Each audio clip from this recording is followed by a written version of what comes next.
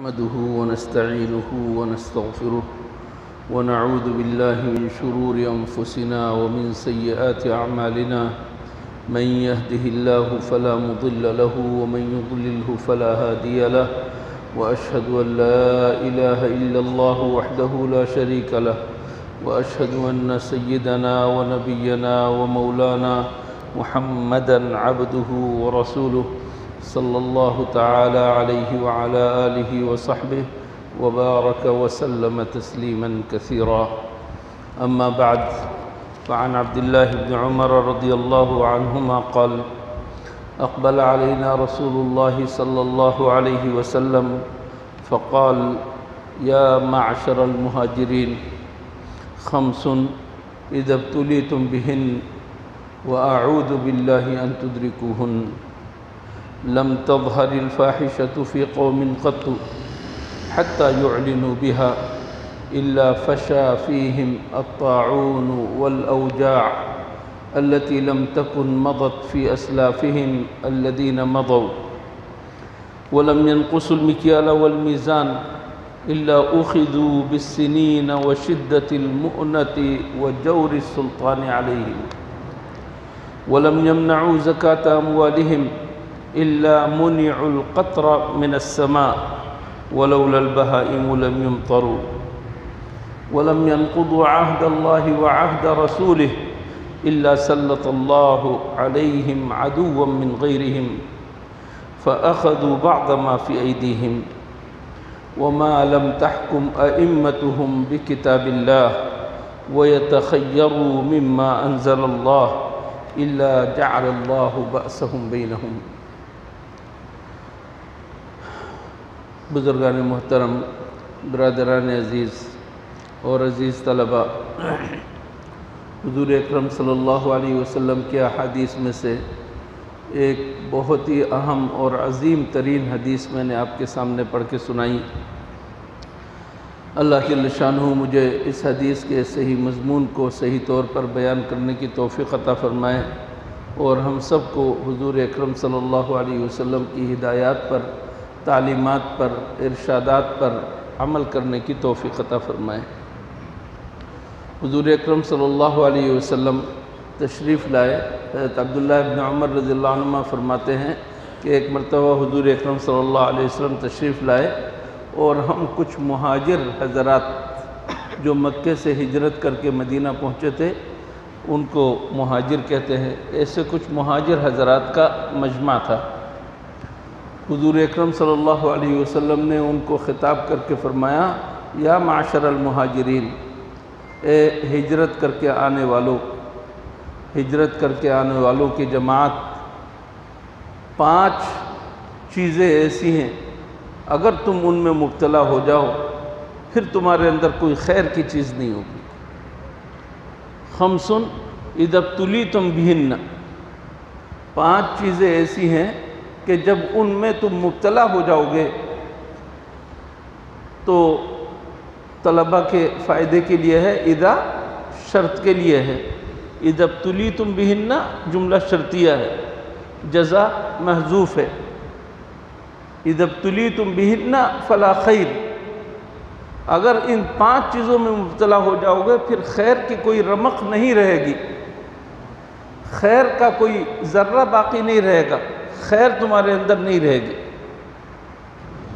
وَأَعُوذُ بِاللَّهِ أَن تُدْرِكُوهُنَّ، حضور اکرم صلی اللہ علیہ وسلم فرماتے ہیں میں اللہ کی پناہ مانگتا ہوں کہ تم ان 5 چیزوں میں مبتلا ہو جاؤ اور یہ 5 چیزیں تمہیں پکڑ لیں اور تم ان کے اندر مبتلا ہو جاؤ. اللہ کی پناہ. حضور اکرم صلی اللہ علیہ وسلم سے بڑھ کر مخلوق میں اللہ کی مخلوق کے لیے اور اللہ کے بندوں کے لیے شفیق اور مہربان کوئی نہیں. 5 چیزیں خطرناک ہیں. ان خطرناک چیزوں کی تنبیہ کے لیے حضور اکرم صلی اللہ علیہ وسلم نے ان 5 چیزوں کو بیان فرمایا اور ساتھ ساتھ دعا دی کہ اللہ کی پناہ مانگنے کی ضرورت ہے. انسان اپنے بل بوتے پر بچنے کی کوشش کرے تو کہاں تک بچے گا اگر اللہ نہ بچائے. اس وجہ سے فرمایا وَأَعُوذُ بِاللَّهِ أَن تُدْرِكُوهُنَّ، اور میں اللہ کی پناہ مانگتا ہوں کہ کہیں تم ان 5 چیزوں کو پکڑ لو اور 5 چیزوں کے اندر مبتلا ہو جاؤ۔ ان 5 چیزوں سے بچنے کی ضرورت ہے۔ سب سے پہلی چیز فرمایا کہ لم تظہر الفاحشۃ فی قوم قط حتی یعلنوا بها، جس کسی قوم کے اندر بے حیائی کا کام غالب آ جائے، بے حیائی کا کام ظاہر ہو جائے، جس قوم کے اندر بے حیائی کا کام، فحش کام، برا کام، زناکاری، بدکاری اور اس قسم کی چیزیں جو فحش ہیں، بے حیائی کے کام ہیں، عریانیت کے کام ہیں، فحاشی کے کام ہیں، یہ چیزیں اگر ظاہر ہو جائیں، حتی یعلنوا بہا، یہاں تک کہ وہ کھلم کھلا یہ کام کرنے لگے، فرمایا کہ الا فشا فیہم الطاعون، تو ان کے اندر طاعون کی بیماری پھیل جائے گی۔ طاعون کی بیماری کیا ہے؟ پچھلے زمانوں میں بھی یہ بیماری تھی اور اب بھی مختلف شکلوں میں ہے کہ کسی کے بغل کے نیچے یا کسی کی ران میں یا کسی کے کسی بھی جسم کے کسی عضو میں کوئی گلٹی سی چھوٹی سی نکلی اور دیکھتے دیکھتے وہ رخصت ہو گیا۔ ایک دن میں کوئی سینکڑوں لوگ اس طریقے سے رخصت ہو جاتے ہیں۔ طاعون کی بیماری اس قدر خطرناک ہے۔ فرمایا کہ جس قوم کے اندر بے حیائی عام ہو جائے، فحاشی عام ہو جائے، بے پردگی عام ہو جائے، بے محابہ اختلاط بڑھ جائے اور اس کو کھلم کھلا ایسی بے حیائی کرنے لگے، تو فرمایا الا فشا فیہم الطاعون والاوجاع، اور اسی طریقے سے دیگر بیماریاں پیدا ہو جائیں گی۔ وہ بیماریاں ایسی ہوں گی التی لم تکن مضت فی اسلافہم الذین مضوا، ان کے آبا و اجداد جو پہلے گزر چکے انہوں نے ایسی بیماری نہیں دیکھی ہوگی۔ نئی بیماری ہوگی، بالکل نئی بیماری ہوگی، اور ان کے آبا و اجداد کو پہلوں کو کچھ پتہ ہی نہیں ہوگا۔ ایسی بیماریاں اللہ جل شانہ پیدا کر دیں گے اگر بے حیائی عام ہو جائے۔ میرے دوستو، بے حیائی کیا ہے؟ جیسا کہ میں نے بتایا، ایک تو براہ راست بدکاری ہے، زناکاری ہے، مرد عورت برے کام میں مبتلا ہو جائیں، یا مرد مبتلا ہو جائیں، عورت مبتلا ہو جائیں، یہ بھی بے حیائی ہے، بدکاری ہے۔ یہ اللہ کے رسول صلی اللہ علیہ وسلم نے فرمایا جب تمہارا بچہ 7 سال کا ہو جائے تو تم مسجد میں لانا شروع کرو اور اس کو نماز کا حکم کرو۔ 10 سال کا ہو جائے اور بچہ سستی کرے نماز میں تو اس کو ڈانٹ ڈپٹ کرو، اس کو سرزنش کرو، ادب سکھاؤ۔ 10 سال کا بچہ نابالغ ہوتا ہے، اور اس کے بعد فرمایا وَفَرِّقُوا بَيْنَهُمْ فِي الْمَضَاجِعِ، گھر میں کئی سارے اس کے بھائی ہیں، کئی بہنیں ہیں، چھوٹے بچے ایک بستر میں لیٹ جاتے ہیں، ایک چادر اوڑھ کر گزارا کرتے ہیں، ایک رضائی میں لیٹ جاتے ہیں، سو جاتے ہیں، چھوٹے بچے ہیں۔ حضور اکرم صلی اللہ علیہ وسلم کی تعلیم کیا ہے کہ ایک چادر میں، ایک بستر میں 10 سال کے بعد بچے کو مت رکھو۔ کیا عظیم ہدایت ہے۔ لڑکا آپس میں ایک بستر پر نہ رہیں،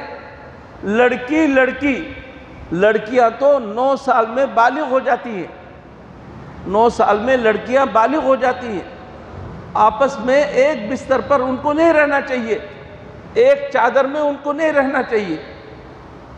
آج جس قدر فواحش اور منکرات، جن سے مخالف کے ساتھ منکرات ہے، فواحش ہیں، برائیاں ہیں، مرد عورت بدکاری کر رہے ہیں، اسی طرح کی بدکاری مرد کے ساتھ کر رہے ہیں، اسی طرح کی بدکاریاں عورتوں کے ساتھ کر رہی ہیں، کوئی فرق نہیں۔ اللہ کے رسول صلی اللہ علیہ وسلم نے پہلے ہی مرحلے پر ماں باپ کو ہدایت دیتے ہوئے یہ حکم بتا دیا کہ 10 سال کے بچے ہو جائے تو ان کے بستر الگ کر دو۔ ہمارے دین میں بے حیائی اور فواحش کس قدر خطرناک ہیں۔ اللہ جل شانہ نے اس زناکاری سے بچانے کے لیے یہ نہیں کہا کہ لا تزنو، صرف یہ نہیں کہا کہ زنا مت کرو، بلکہ کہا لا تقربوا الزنا، زنا کے قریب نہ جاؤ، زنا کے قریب نہ جاؤ۔ زنا کے قریب جانے کا کیا مطلب؟ ایسے مقامات کی طرف مت جاؤ جہاں تم زنا میں مبتلا ہو جاؤ، ایسا راستہ اختیار مت کرو، ان وسائل کو اور ذرائع کو اختیار مت کرو جن کی وجہ سے تم فحاشی اور بے حیائی میں مبتلا ہو جاؤ۔ حضور اکرم صلی اللہ علیہ وسلم نے فرمایا کہ زنا صرف یہی نہیں ہے کہ شرمگاہ کے ذریعے سے کوئی زنا کرے، بلکہ نظر کے ذریعے سے بھی زنا ہے، کہ آنکھوں سے دیکھ کر بھی زنا ہوتا ہے، آنکھوں سے بھی زنا ہے کہ نامحرم کی طرف، ناجائز چیز کی طرف تم نے دیکھا، ایک مجسم عورت کو جو تمہارے لیے نامحرم ہے اس کی طرف دیکھو گے تو یہ زنا ہے، آنکھوں کا زنا ہے۔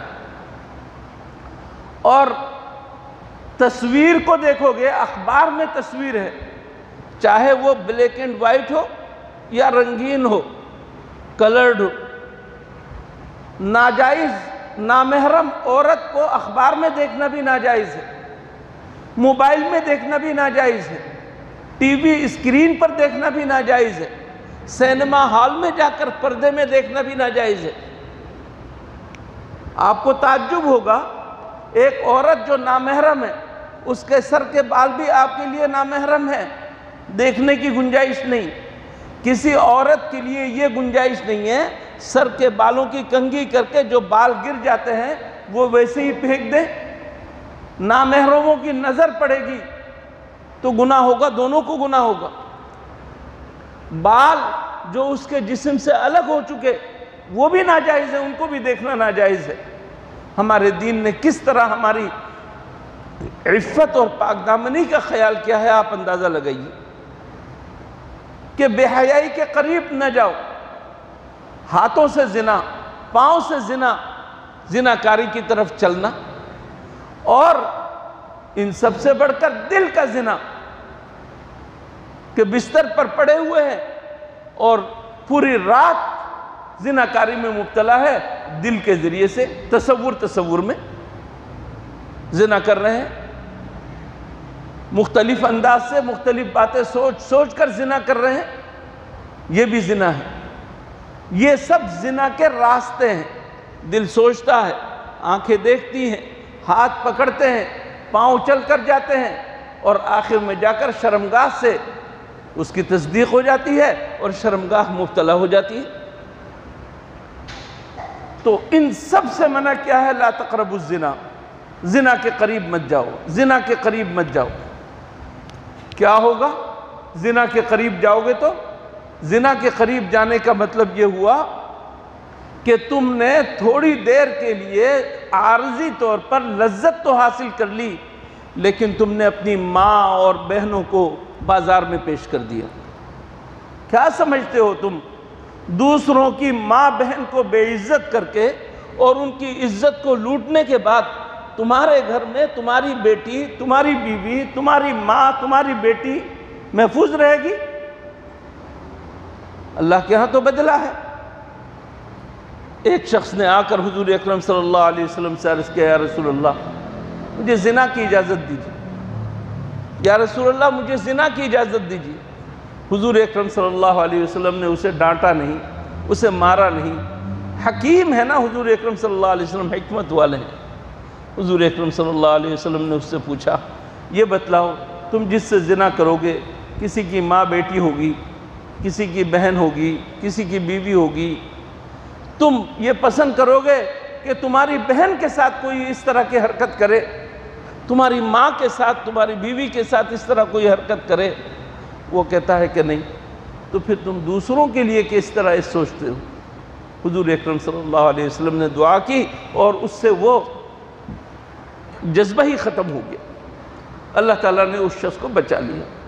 تو زنا ایسی چیز ہے میرے دوستو، اس زنا کے پھیل جانے کی صورت میں کیا ہوتا ہے دیکھ لیجئے، اہل مغرب نے زنا کو عام کیا،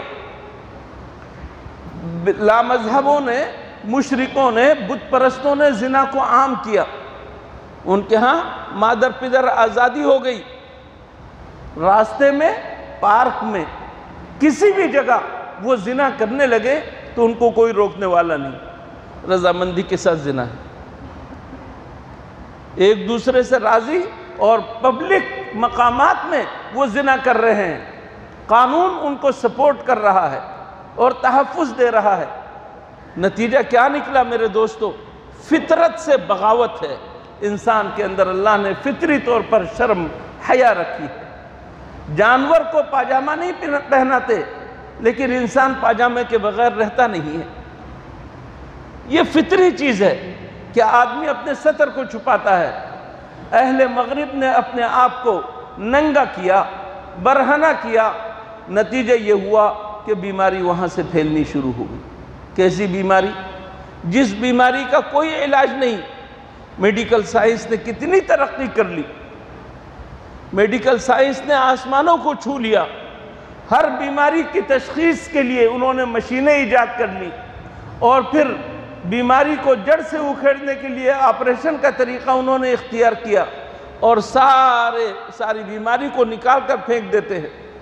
لیکن ایڈز کی بیماری ہو جائے تو کوئی علاج نہیں۔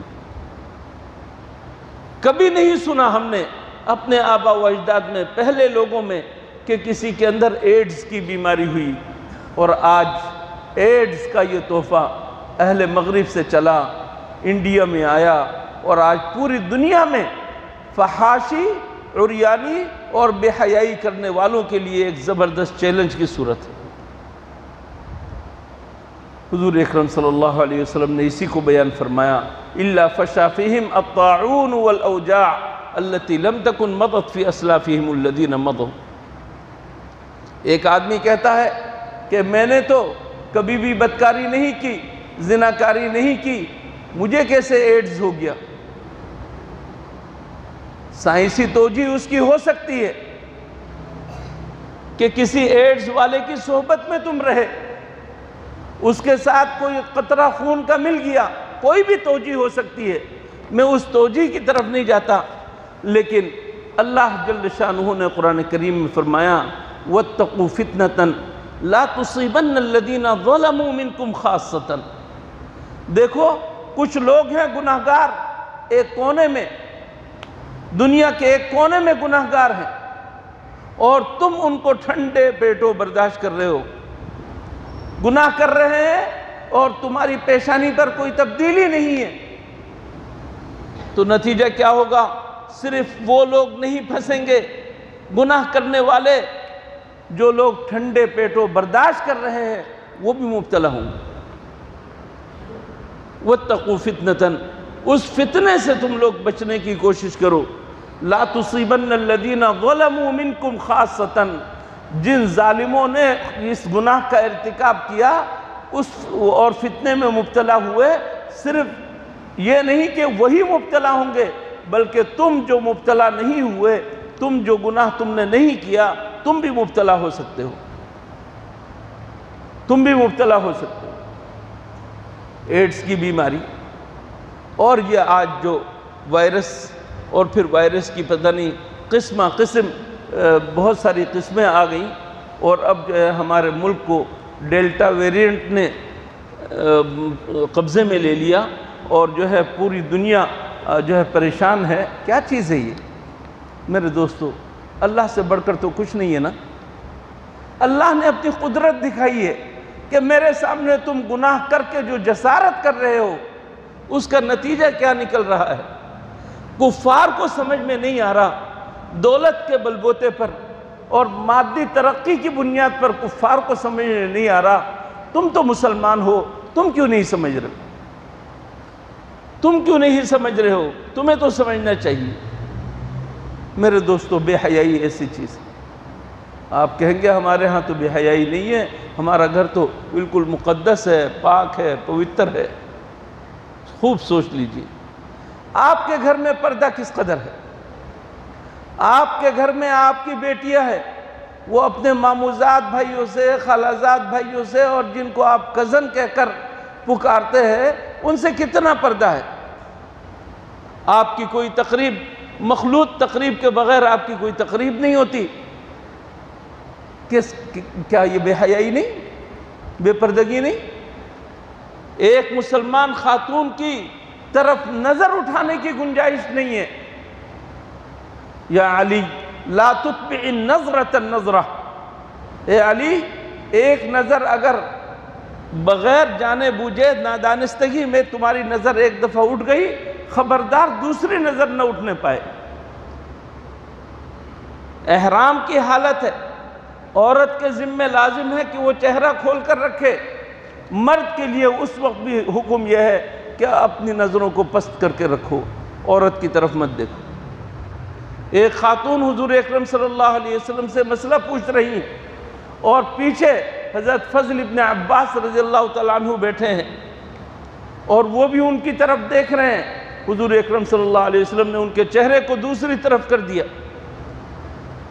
کہ نہیں، حج کا موقع ہے، اور انسان کے دل کے اندر صرف اللہ کے سوا کسی اور چیز کا ذکر ہی نہیں ہے، فکر ہی نہیں ہے، تصور ہی نہیں ہے، لیکن وہاں بھی گناہ کرنے کی گنجائش نہیں۔ ہماری عورتیں کس قدر بے پردگی کے ساتھ گھروں سے نکل رہی ہیں، بازاروں میں جا رہی ہیں۔ ہماری عورتیں صرف اور صرف اپنی ضروریات کے لیے نہیں، بلکہ کمالات کے حصول کے لیے، اپنے میک اپ کے خرچوں کے لیے فیکٹریوں میں جا کر ذلیل ہو رہی ہیں۔ باپ بھائی موجود ہیں اور ان کا خرچہ چلا سکتے ہیں، لیکن اس کے باوجود بعض خواتین نکل رہی ہیں۔ دیکھیے ضرورتاً اگر کوئی نکل رہی ہے، میں ان کے بارے میں نہیں کہہ رہا کچھ، لیکن کتنی ساری خواتین ہیں جو بلا ضرورت گھر سے نکل رہی ہیں، فیکٹریوں میں کام کر رہی ہیں، ایئر ہوسٹس بن کر دوسروں کا دل لبھا رہی ہیں، ہوٹلوں میں بیرا گری اور ویٹر بن کر کام کر رہی ہیں۔ یہ تمہارا کام ہے؟ تم اپنے گھر کو سجاؤ، اپنے باپ بھائی کی خدمت کرو۔ شادی نہیں ہوئی، شادی ہو گئی، اپنے شوہر کی خدمت کرو، تمہارے لیے تو یہی جنت ہے۔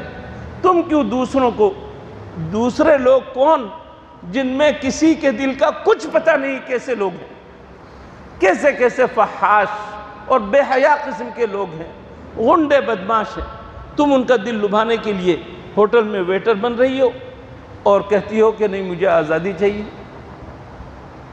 کس قدر فحاشی اور عریانی ہے ہمارے ماحول میں میرے دوستو، دیکھ لیجئے۔ قرآن کریم نے صاف صاف بتا دیا، اس سے پردہ، اس سے پردہ، اس سے پردہ، اس سے نہیں ہے پردہ، اس سے نہیں ہے پردہ، اس سے نہیں ہے پردہ، واضح کر کے بتلا دیا۔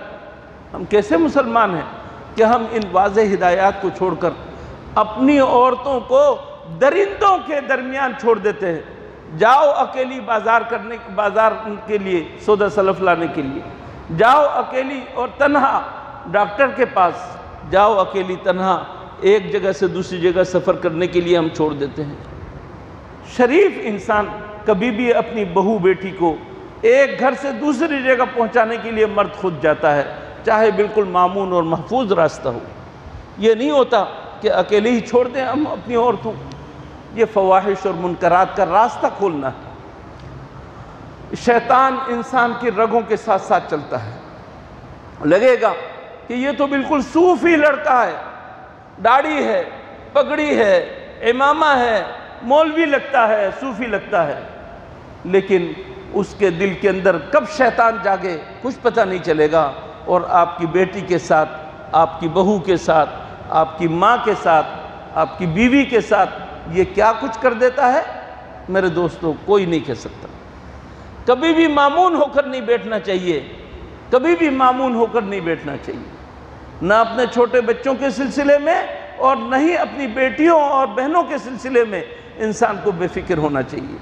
یہ فواحش اور منکرات ایسی خطرناک چیزیں ہیں کہ ان کی وجہ سے انسان اگر بے برکتی تو اپنی جگہ، لیکن اگر بے برکتی سے بچ بھی جاؤ تو ایسی بیماریاں پیدا ہوں گی کہ الامان والحفیظ، الامان والحفیظ۔ اللہ تعالی ہمیں بدکاری سے، فحاشی سے، عریانی سے، بے حیائی کی تمام باتوں سے بچنے کی توفیق عطا فرمائیں۔ باقی چیزوں کی انشاءاللہ تفصیل آہستہ آہستہ میں بیان کرتا رہوں گا۔ وآخر دعوانا الحمدللہ رب العالمین۔